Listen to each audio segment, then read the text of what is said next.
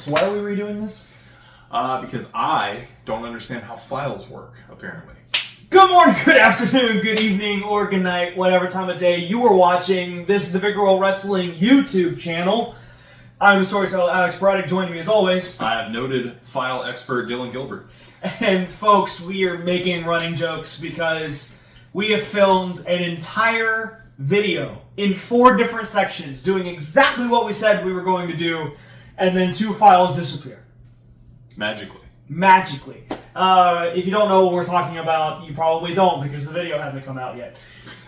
I mean, you clicked on the link. You clicked on the link. It is what it is. So we determined that we were going to sit down and watch Kenny Omega versus Okada, all 4 matches before we go to Texas and see number 5.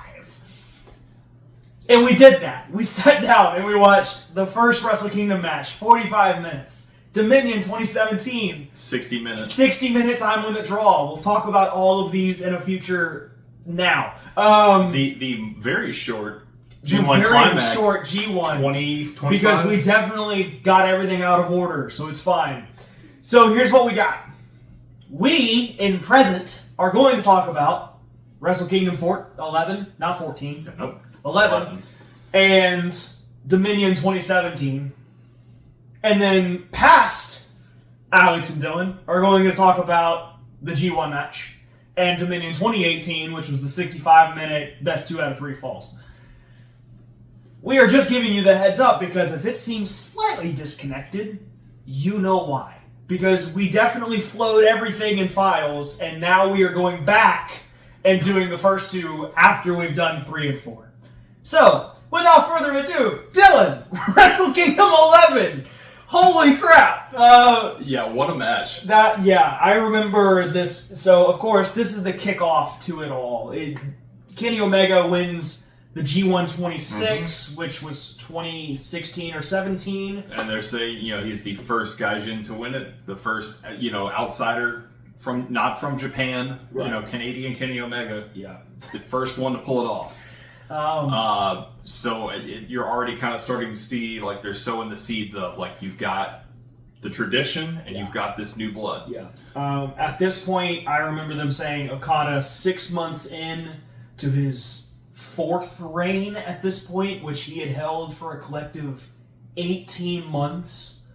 Was that his 4th reign was 18 months long? Or I think so, because I remember him holding the belt what seemed like forever. Yeah. At least in one run. Which happens to go down to the 4th match. But, Wrestle Kingdom 11, I keep wanting to say 14, because that's the one with Omega Jericho, which we watched live. Or not live, but together for the first time. Wrestle Kingdom 11 happens, 45 minutes of just pure, I'm top star, no I'm top star. It was, I think the word that I hear used a lot with Kenny is reckless. I pointed out as we're rewatching the highlights to kind of refresh is that they talk about guys having ring awareness and that where to tuck your leg in and not hit the ropes. It's like Kenny has this beautiful ring awareness of when to find the ropes, to hit his head on the back of the turnbuckle or to hang his foot on the middle rope so when he rolls over he's just kind of dangling there. Kenny Omega has this you know why he's had all these surgeries. Yeah. You know why he's been through the injury issues he has, but good God, does it look amazing. Yeah, I mean, and then on the reverse side, Okada having the impact of just knowing when to just fire back. He knows the fighting spirit of New Japan so well in the sense of, oh no, he's written off, he's dead. And then all of a sudden, bam, bam, bam, bam, bam, bam, bam. And it's just the high and low of New Japan matches. Kenny wears him out at one point, and he picks him up for the one-winged angel, and Okada does this, slides off, and almost like he's bouncing out of, an AA, and flips through and lands on his feet. Yep. And it's you thought he was dead when he goes up for that one-winged angel. It's oh, that's it. And then he just pops out with the prettiest reverse you've ever seen in your life. One of the cleanest. And then turns back around and does another one of the cleanest reversals by hooking his arm and getting him behind him for a rainmaker to finish the match. Okada picked up the win, but it was not the first showcase to see how amazing amazing how English. I can do it. I promise.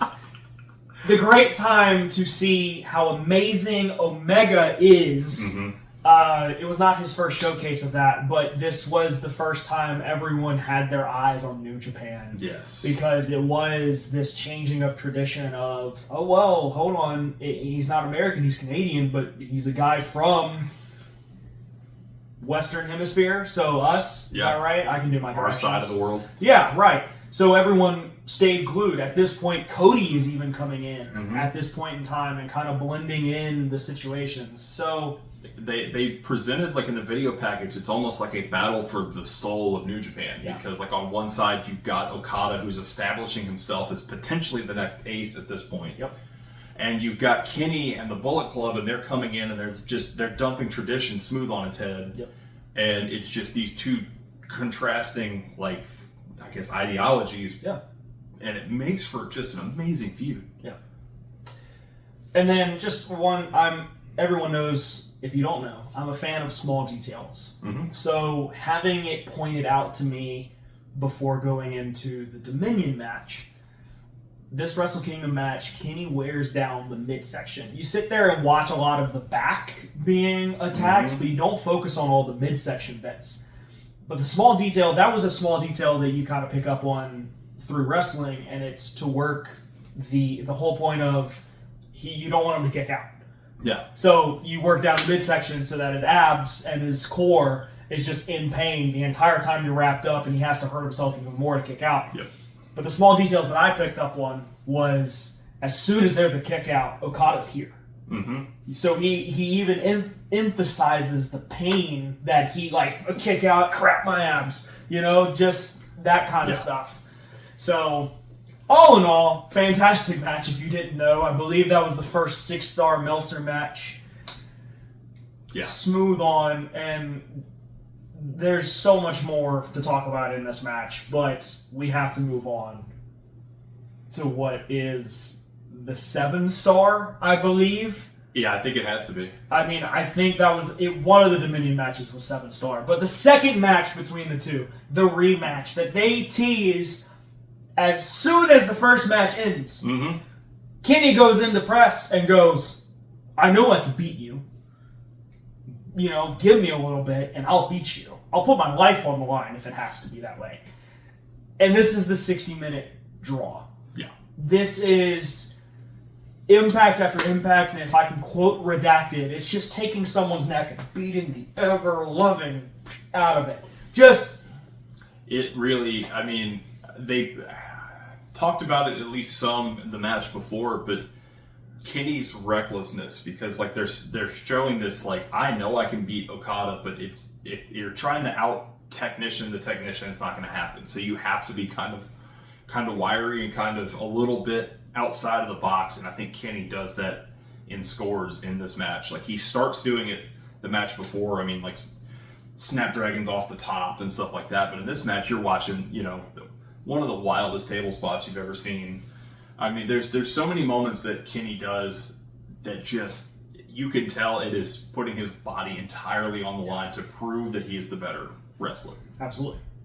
And you sit here and you watch this, and I don't want to fast forward to the end, but the whole point of it is these two men are resilient.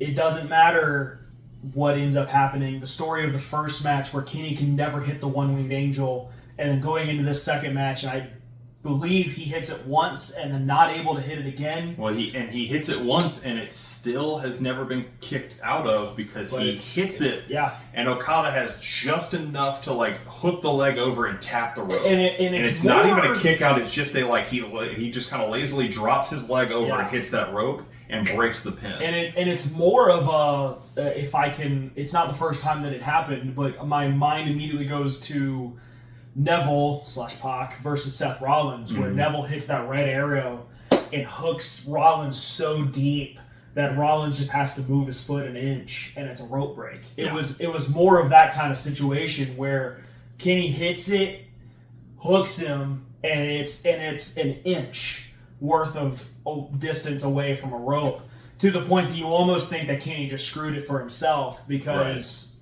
he pinned so deep. But yes, he goes on, and it's not a kick out of the one-winged angel, one of the most protected moves still to this day. The only people to ever kick out are Kenny and his lover, Kota Ibushi, which maybe we'll see in the future, I hope. Oh, man. Give me that match again in AEW. It's going to happen.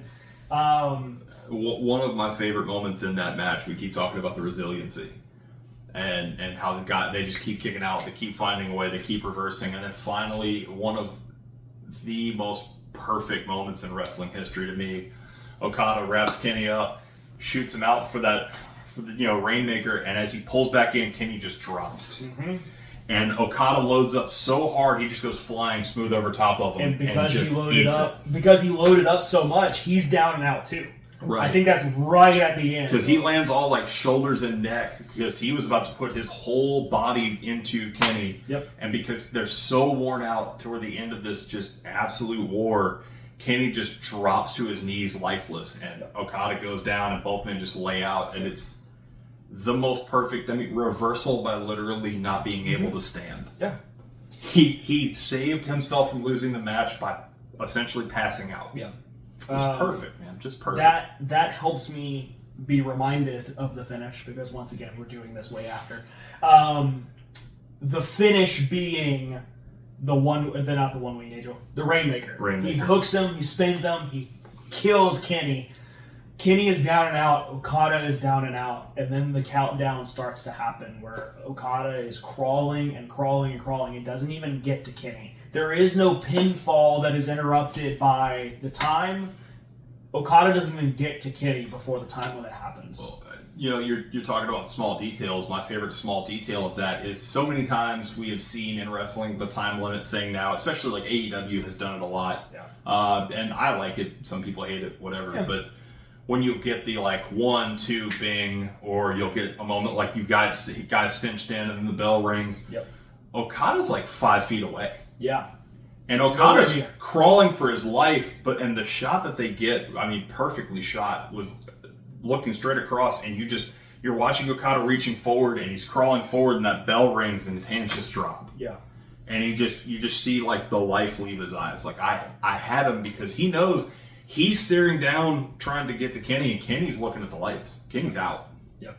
And he knows that if he had gotten even just a hand on him, that's 3. And I thought that was just unreal. It's unreal storytelling. It turns around in the sense, and I don't even know if we picked up on this in the moment to talk about it, but after the match, we always talk about what happens during the match, what happens before the match. We never really talk about what's after the match. And I'm glad that we can kind of re-record and talk about this because the first match, they instantly talk about Okada being the soul. He's going to be on top. He's going to be the spirit of it. Omega immediately challenging for a rematch. Mm-hmm. This match, you have that moment where Kenny is looking up at the lights. Okada crawls over, but I don't know if you remember, Okada's the first one to leave. Yep. And not in a loser sense, but Omega's the first one to get up and leave. Not once again, you see a lot of the time wrestling happens where the winner or the triumphant guy, the more powerful guy in a sense, is the one that stays in the ring the longest. But Okada's down and out, and medics are looking at him and checking him out and having ice packs or heat bags, whatever the crap you want to call them, to Okada, and Omega's on his way to the back. Yeah. I just did that, and I'm pissed that then went 60 minutes with no winner. I'm proving that I'm stronger by getting up and walking. Once again, small details that you don't pick up on until you watch the match 7 times and you go, oh wait, he just walked out of this. And Okada's still on the mat. Yeah. Not Okada is up and moving. No, Okada is on the mat. Yep. Because you see that both men have expended just about everything. But Kenny Omega, they're teasing even then. When they're both on E, Kenny's got that little bit left in the tank. Yep.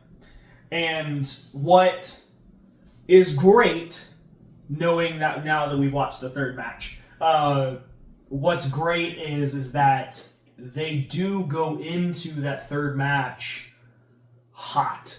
we can talk. Well, we're gonna throw it back to past Alex and Dylan in a second, but they go back into this match hot, and you don't get to see that until the big fourth match, where it is a situation of, hey, remember these first two?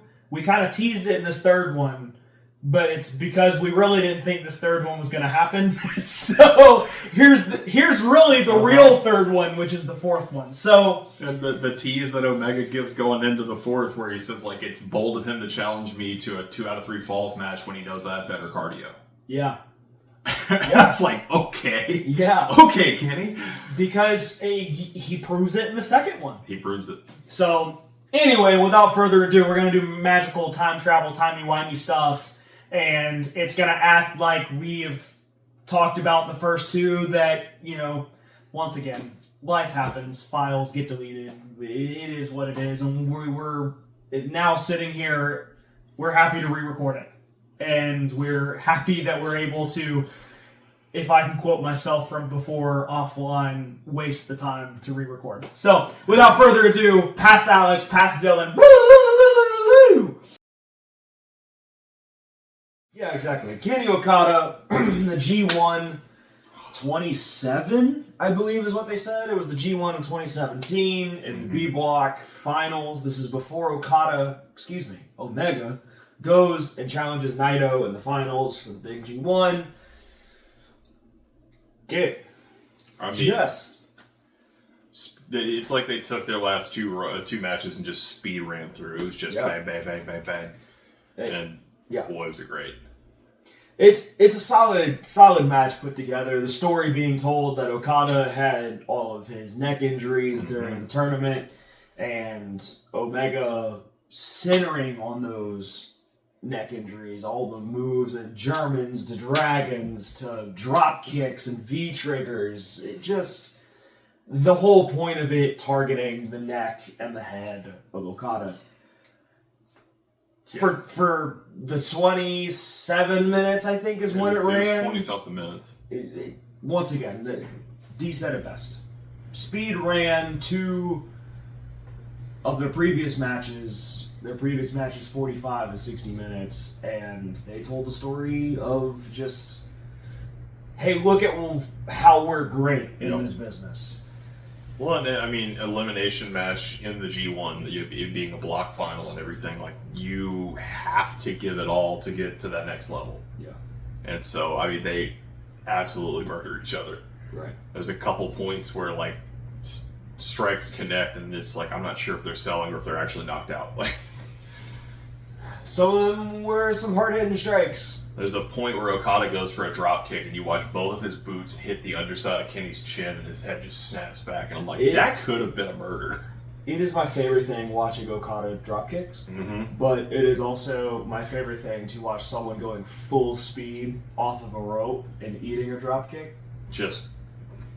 And just turned inside out by force, not by personal flippage or whatever. It is just by sheer force of you bouncing off the rope that you get turned inside out. Well, I think you brought it up while watching the match, like when Kenny gets turned inside out, like a lot of guys, there's like a clean, like 1.5, like 270 rotations, you land on your back. Kenny's landed on like his head, his shoulders, sometimes he lands on his knees, like it's never quite the same rotation twice, which is way more dangerous. But God, does it look spectacular. And we sit here and wonder why he had to have 45 surgeries that one year. Yep. But, yeah. Omega picked up the win on this one. It was the first pinfall against Okada that he was able to get in their little 4-way match. We know the finish of this next one that we're about to go watch, but who cares? Right. Like the story being told is Okada gets the best of him. He brings him to his limits in a time limit draw, and then in a 20-minute with previous injuries, Omega picks up the win. Right. Going into this next one, I remember the promo of Okada listing out all of these challengers that he's been through. And Naito, win. Tanahashi, win. Ospreay, win. Shingo, if he was in the company at the time, win. And in the middle of that, he just goes Omega and pauses. And and just goes, draw. He goes, one of these things are not like the other. And starts going down and just essentially goes, Omega, I know I can beat you. So far, we're 1-1 and a time limit draw. So here's the rules. Best 2 out of 3 falls, no time limit. We are going to go until that third fall falls. Yeah. In my opinion, one of the best hype ups to this final match between them. Well, final for what we thought at the time. Right. But it is definitely one of those, like, when you see the, like, oh, I'm getting somebody into wrestling for the first time, what match should I show them? And it's like, this is maybe the 5th or 6th one to show them. Mm-hmm. Make sure they're into it, because if the second they're like, I'm really into it, put them in front of this match and just watch. Yep. Because it is, I mean, one of my favorites of all time. It's a borderline perfect match. Yep. Well, so, yeah. We're going to get into it. Holy crap. Through the magic of editing, you guys didn't see that hour and 30 minutes. But we did. Not a match you can fall asleep through. My lord, sitting on the couch long enough makes you... It's a feature-length film. Yeah. But my God, man. The pacing, the action, the intensity, the red shoes of it all. And completely forgetting the order of the pinfalls. Oh, buddy, I didn't forget. And I still... the last one still hits like a truck. The last one... Anyway, so... Best 2 out of 3 falls. I love the way New Japan goes about their best 2 out of 3 falls. I think this has been the only one in the company. But the way they do it is after a pinfall. Essentially, it's like 3 matches in one. Yeah. They treat it as there's the first fall, there's a 2-minute break, and then the next fall, the next fall, 2-minute break, third fall. More people need to do that. Well, I mean, because think about it logistically. You pin a guy. Yeah. He doesn't have the energy to kick out. Why wouldn't you just grab the leg and hook him again? And then either A, magically he gains the energy to kick out and start fighting again, or B, you give him that 2-minute time frame. Yeah. It makes a lot more sense than, how other companies have done it. I like it. Yeah. I forgot about that until they said 2-minute break. I was like, oh, that is brilliant. A weird change of pace for Kenny with Ibushi being in his corner during this match. His whole thing was that he's kind of separating off of the Bullet Club. He's still cool with all the elite and, this, that, and the other. Well, this is in the midst of the, Bullet Club is fine, Cody trying to take over. Yeah, very much so. So... Yes, the first fall, of course, is exactly what you expect. Everything is bam, bam, bam, bam, bam. I mean, I think it was 35 minutes in before we ever got the first fall. And not many false finish, moments. There was not a lot of pinfall attempts in that first 30. You could tell it was just I want to wear this dude all the way out before I even start trying. Yeah. Which I thought was really cool. I think it works. A lot of crazy spots, crazy bumps. But all of those they took naturally and just made story out of it. Kenny taking a barricade to the kidney and rib. Oh my God. And then selling the kidney and rib the next 45 minutes of the match. Because, he takes that drop kick off the apron, and when he lands, his whole body just wraps around it like Homer Simpson with the fire hydrant. Just, yeah. And just the fact that he got back up, much less went the next 40-something minutes. Right. Unreal. First fall goes to Okada, which once again I completely forgot. I thought it was Okada, but nope, we did Okada first, so that's a thing. I'll never forget watching it. I was like, well, Okada takes that first fall. I was like, well, cool, Okada's winning the match because there's no way in hell Kenny's taking 2 falls straight against the guy. Yeah. And then the match kept going. And the pace started to slow down during the second fall. A lot more strikes, a lot more, less big move grapples. Of course, it's wrestling. You're going to have the fighting spirit or whatever you want to call it, where you've got the big moves coming out. But this is first fall is done. This is now going into desperation. I need to hurt this person to keep them down. Yeah. Second fall happens. Kenny hits the One-Winged Angel on Okada. And I love the fact that it is the most protective wrestling move in the business. because we have the 2-minute break. Omega's up and standing, and Okada's still on the ground after the 2-minute break. Still hasn't moved. Yeah. And then he turns right back around and delivers 2 freaking hells of rainmakers immediately after, as soon as the bell for the third fall hits. Well, I think there's like Kenny goes for a couple moves and he pops Okada like kind of right off the gate, and Okada comes back and hits those rainmakers. And as soon as Kenny turns inside out for that second one, I was like, I remember watching it at the time, being like, that's it. That's where we end this thing, because Okada's not losing 2 straight, especially after laying out like that. And when Kenny kicks out at 2, there was just that like, okay, I'm listening. Yeah. You've got me now. Yeah. And it is slow. And then it's fast. And then it's slow. And then it's fast again. Boy. And then it gets really freaking slow, to the point that both men are just laid out for God knows how long. And then it's just like Omega just, got a little finger in his butt or something. 0 to 100. 0 to 100, V-trigger that would have killed an ordinary man. It almost took the camera out, because he puts the knee through, and you watch the knee come through the ropes, and his foot hits the lens and pops the camera back. And then he hits a one-winged angel for the second fall of the match, and Omega takes it. I remember this being, at the time, it was a story 2 years, 3 years in the making of him going to be IWGP champion. And the fact that he picked it up that night blew up the internet, but that's not just the point. We're also looking at, this is about the time that All Elite started to weave its way into things, and everyone looked at it and was like, oh, well, Kenny just won the championship. He can't go over there. He can't be signing contracts with All Elite. And sure enough, he didn't. Like, he did all the things. So, phenomenal match. And the fact that it is almost 10 years in the making to the rematch that we get in Texas in, if we post this video when we're supposed to, a week. Buddy, what can we expect from Kenny Okada 5 in Texas? So I will say, from everything I've seen from both of these guys, there was the talk as soon as Okada came to AEW that he's slowed down. And it's like, no, he's preserving. Yeah. And you can tell that some matches he's not going for broke, but he's staying in shape. He's staying in ring shape. He obviously looks good, but you can tell he's not giving 150% like he's done here. And Kenny, in the glimpses we've seen him recently, looks like he's really solid. And I feel like both of these guys have been getting ready for this. Yeah.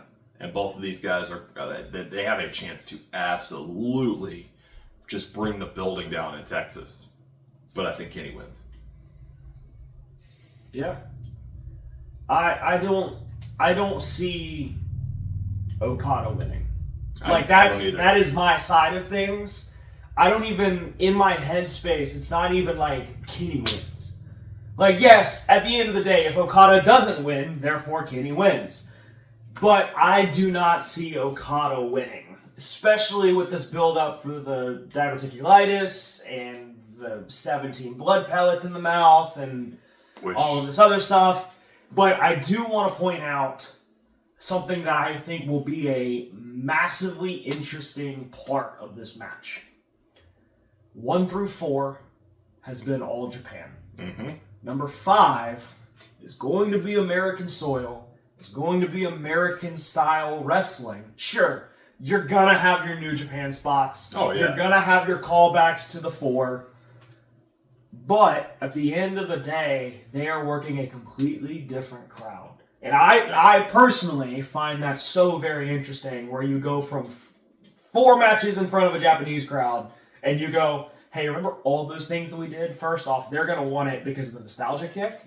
But now, we need to pull out this other stuff to keep them engaged. Well, and I think with the Callis family being involved now, and being in the corner of Okada, and now we got the added element of who was in his corner for the 2 out of 3 falls match. Yeah. Kota Ibushi, who just showed back up. Yep. So I would have a hard time believing that Ibushi is not there to be maybe not an equalizer, because it's still going to be 7-on-2, but to kind of be in the corner of Omega and to see who else could potentially step up if this thing does evolve into a... I call them Cardona spot fests. Like when you know like a Cardona's got those matches where like this is the one he's going to wrestle and this is the one that's just going to be like massively overbooked and really fun. If it devolves into that, I'm interested to see who comes to Omega's aid. I mean, we've already teased Briscoe. Yeah. Like my own wishes say that there isn't going to be a breakdown. I know, once again, it's Don Callis. Don Callis is going to do what Don Callis does. But I almost look at it and I go, Kenny and Okada both look at each other and go, we can't have a breakdown. Like, sure, we can do a thing or two with Don, but maybe this is the match where Don gets thrown out. Well, like, I would love seeing it be a situation of, like, if Don keeps getting involved, and then maybe that is the, like, Coda and a couple other baby faces just clean house, and Don gets kicked out in that scuffle, and then we finish the last however much of this match is just, all right, no shenanigans, me and you, one-on-one, let's go. We can sit here and try to predict this match for another 45 minutes, but instead we're going to do all of that in our predictions video. So, once again, if this video goes out when it's supposed to, it's going to be out on July 4th. The next weekend will be July 11th. We will be on our way to Texas and potentially going to an indie show, and then the day after is the 12th, which is all in Texas. We will be in Texas. If you... out of the 15 people that watch and are going to Texas, hit us up. I don't know. We'll see what happens. But there will be a predictions video on Friday, the day that we are leaving. And the hope is a reaction video after if we can talk. Odds are we're not going to be able to talk, but yes, we will be doing some kind of reactions video. We may even do a immediate reactions and then... like a day or two later. And then like a day or two later after we have been able to think about what just happened, we will do that. But, ladies and gentlemen, I've been the storyteller Alex Braddock. I've been Dylan Gilbert. And whether it's been a good morning, a good afternoon, a good evening, or good night, All In Texas is around the corner, and we have one hell of a match waiting for us.